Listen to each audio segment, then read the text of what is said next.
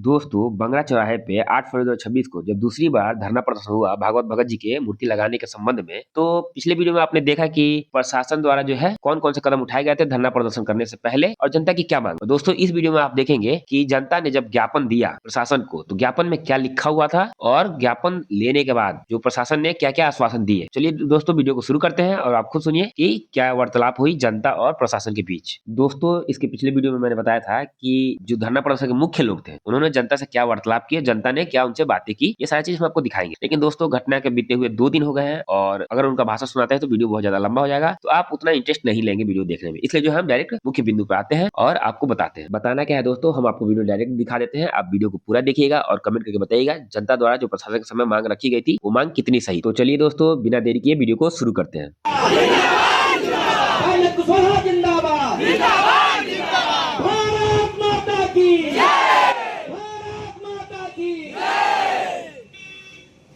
देखिए साथियों, जो पत्रक दिया जाएगा, एक पत्रक पढ़ करके मुन्ना भाई आपके सुनाएंगे, आप सहमत होंगे और एसडीएम साहब और सीओ साहब अगर यह पत्रक पढ़ ले और सहमत हो तो हमारी धरना प्रदर्शन समाप्त होगी। अगर एसडीएम साहब सहमत नहीं होंगे, हमारे पत्रक पर अगर उनकी विचार सहमति नहीं बनेगी तो हमारा धरना प्रदर्शन समाप्त होने वाला नहीं है। इसलिए हम चाहेंगे मुन्ना भाई पढ़ करके बताएं और एसडीएम साहब पूरी जनता को आश्वासन दे।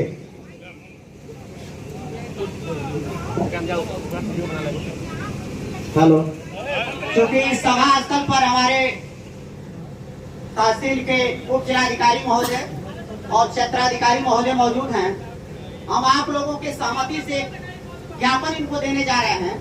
उस ज्ञापन के बिंदुओं को माननीय उच्चाधिकारी महोदय के समक्ष जो है पढ़ के सुना रहा हूँ आप लोगों के बीच में। ज्ञापन सेवा में श्रीमान जिलाधिकारी देवरिया और पुलिस अधीक्षक देवरिया, विशेष स्वतंत्रता संग्राम सेनानी की मूर्ति खंडन प्रकरण में थाना खामपार की पुलिस की लापरवाही पर तत्काल कार्रवाई किए जाने के संबंध में महोदय, यह ज्ञापन हम समस्त ग्रामीण एवं नागरिक द्वारा शांतिपूर्ण धरना प्रदर्शन के से आपके समक्ष प्रस्तुत कर रहे हैं। दिनांक 5 फरवरी 2026 की रात्रि लगभग 9 बजे स्वतंत्रता संग्राम सेनानी स्वर्गीय भागवत भगत जी की मूर्ति को एक व्यक्ति द्वारा जानबूझकर खंडित किया गया तथा उनके विरुद्ध अपमानजनक व अमर्यादित नारे लगाए गए। आरोपी को उसी समय जनता द्वारा पकड़कर पुलिस के सुपुर्द कर दिया गया। इसके बावजूद थाना खामपार पुलिस द्वारा जो कार्रवाई की गई वह कानून, संवैधानिक कर्तव्य एवं जन भावनाओं के पूर्णतः विपरीत है।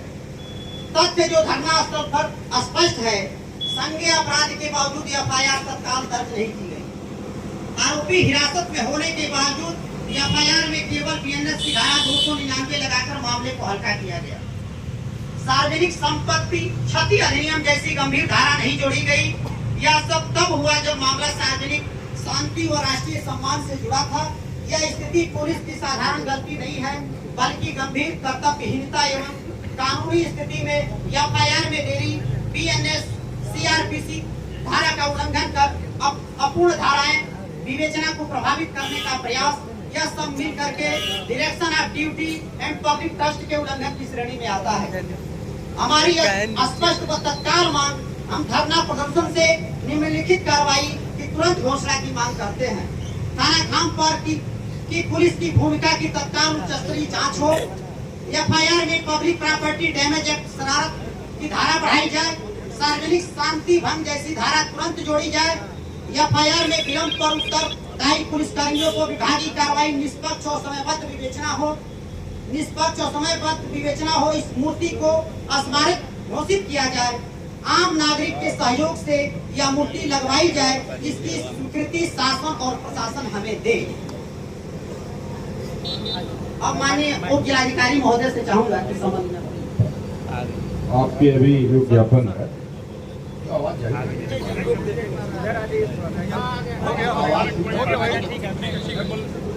जो आपका ज्ञापन मैंने सुना, जो उसमें मूल विषय वस्तु थी थाना की गतिविधियों को लेकर आपने संदर्भित किया है। तो हमारे बीच सीओ साहब भी हैं, कप्तान साहब का भी संज्ञान है, बारे में हम कप्तान साहब से भी बात कर लेंगे और सीओ साहब हमारे बीच में उपलब्ध हैं, तो निश्चित रूप से इस पर वो भी अपना प्रकाश डाल देंगे। रही बात मूर्ति के बारे में, तो मैं आपको बता दूं, मैंने उसी दिनांक में यहाँ की पूरी गतिविधियों के माध्यम से अपने पत्र दिनांक 6 फरवरी 25 के माध्यम से डीएम महोदय को लिखित रूप से भी अवगत कराया है, साथ ही साथ उनसे वार्ता भी की है। उनके द्वारा मुझसे खुद कहा गया है कि शासन को मूर्ति की स्थापना के लिए जिला स्तर से पत्र जाएगा और शासन को इसके द्वारा परसू करके इस मानव के जो यहाँ आपके बीच में मूर्ति खंडित की गई है, उनकी गरिमा के अनुकूल वो मूर्ति स्थापित की जाएगी। तो आपके पूरे ज्ञापन में जो पुलिस गतिविधियों के संदर्भ में है, उसका एक हमने आपको प्रकरण बता दिया। मूर्ति स्थापना के मामले में शासन को पत्र जाएगा और शासन के निर्देश पर गरिमा के अनुकूल मूर्ति स्थापित की जाएगी। ये बात मुझे आपको भी बताना है कि यही बात हम 5-6 फरवरी को भी इसी स्तर पर माननीय विधायक जी की उपस्थिति में बताए थे और उस दिन भी ये सारी बातें जो आप आज जो उठाए हैं, सारी बातों पर चर्चा हो चुकी है।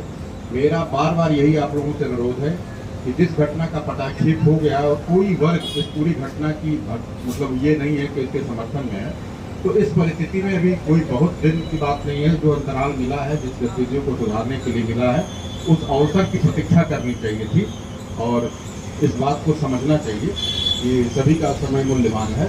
जब गतिविधियाँ सही दिशा में चल रही हैं तो उसका एक प्रतीक्षा करना उचित होता है। यही मुझे कहना है।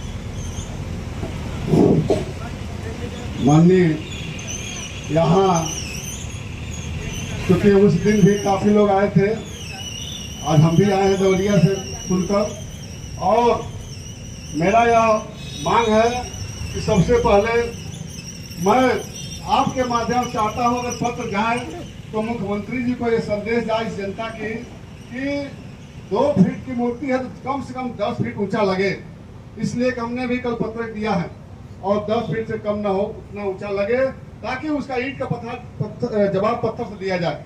और ये उसके मुंह पर तमाचा होगा, उस समाज के मुंह पर तमाचा होगा जिस व्यक्ति ने यह कृत्य किया है। दूसरा यह है कि सीसीटीवी फुटेज हमने देखा है, उसका भी जांच होना चाहिए, वो कैसे आया, किसके साथ आया।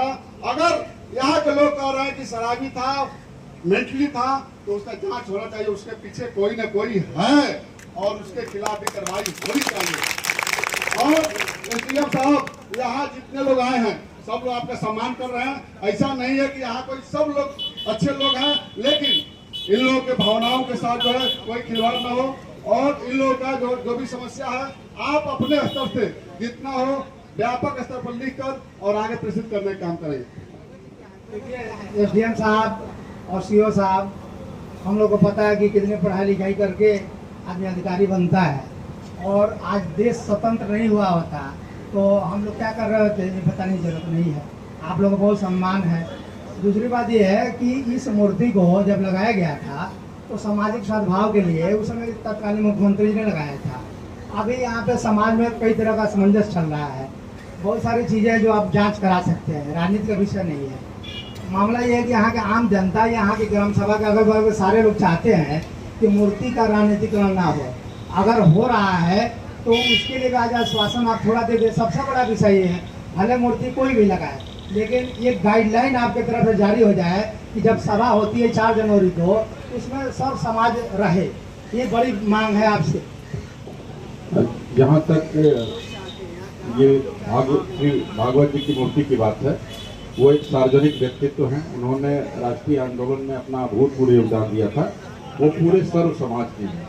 तो किसी व्यक्ति को यह भ्रम नहीं होना चाहिए कि वो व्यक्ति विशेष के लिए हैं।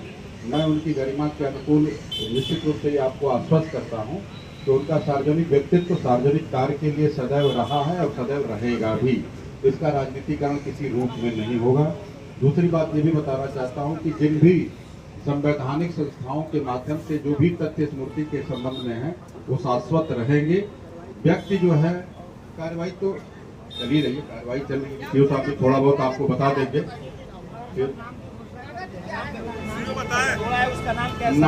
नाम है आमोद, पिता का नाम शायद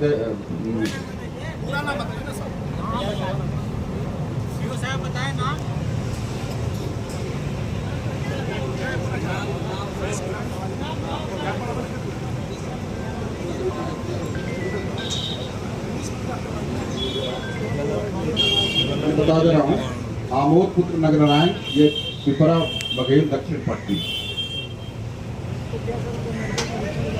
सारी चीजें मेडिकल परीक्षण के बाद ही होती हैं। ये डिपार्टमेंट अब चूंकि सीओ साहब से भी मेरा एक विशेष निवेदन है, घटना सर 9 बजे रात की हुई,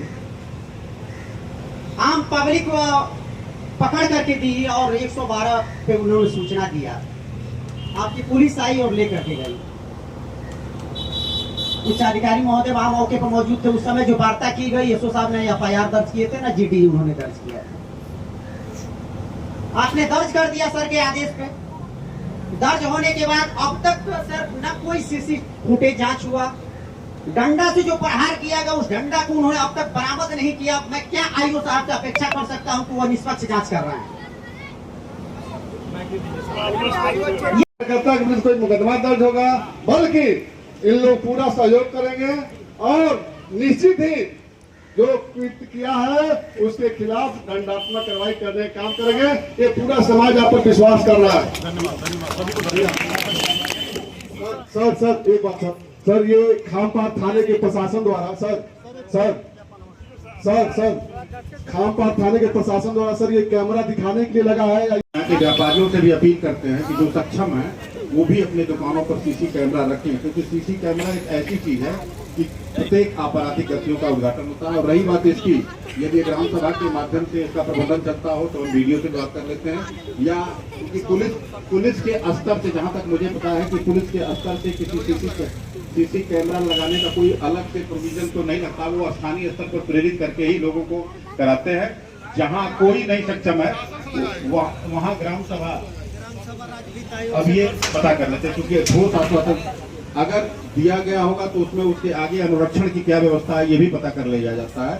इन केस यदि ऐसा नहीं होता है तो वीडियो साहब को हम कहेंगे, क्योंकि ग्राम सभाओं को भी इस बात का दायित्व दिया जाए कि जो सार्वजनिक स्तर पर है, जैसे CC कैमरा लगा के आने वाली गतिविधियों का प्रकाशन किया जाए।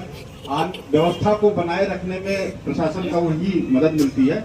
हम आप जो मांग कर रहे हैं वो एक तरह से हमारी ही पूरक मांग है। मैं इसके लिए सबको धन्यवाद देता हूँ और सबको साधुवाद देते हुए आज के कार्यक्रम का विसर्जन करता हूँ। दोस्तों, आपने इस वीडियो में देखा जनता द्वारा जो स्वर्गीय श्री भागवत भगत जी का मूर्ति लगाने के संबंध में जो प्रशासन को ज्ञापन दिया गया था, उस ज्ञापन में क्या क्या लिखा हुआ था और प्रशासन द्वारा जनता को क्या क्या आश्वासन दिए गए। दोस्तों, इसी के साथ जो है धरना प्रदर्शन खत्म हो गया। दोस्तों, अब देखना यह है कि प्रशासन जो है क्या कार्रवाई करती है और भागवत भगत जी की मूर्ति कब लगती है और मूर्ति जो है किसके द्वारा लगाई जाएगी, किसी राजनीतिक पार्टी द्वारा या आम जनता द्वारा। दोस्तों, इस घटना संबंधित कोई भी आगे अपडेट मिलेगा हम आपको अपने वीडियो के माध्यम से दिखाते रहेंगे। तो दोस्तों, मेरे इस फेसबुक आईडी को आप फॉलो कर लीजिएगा। हम अपने इस फेसबुक आईडी पे अपने आसपास से संबंधित खबरें और डेली ब्लॉग वीडियो अपलोड करते हैं।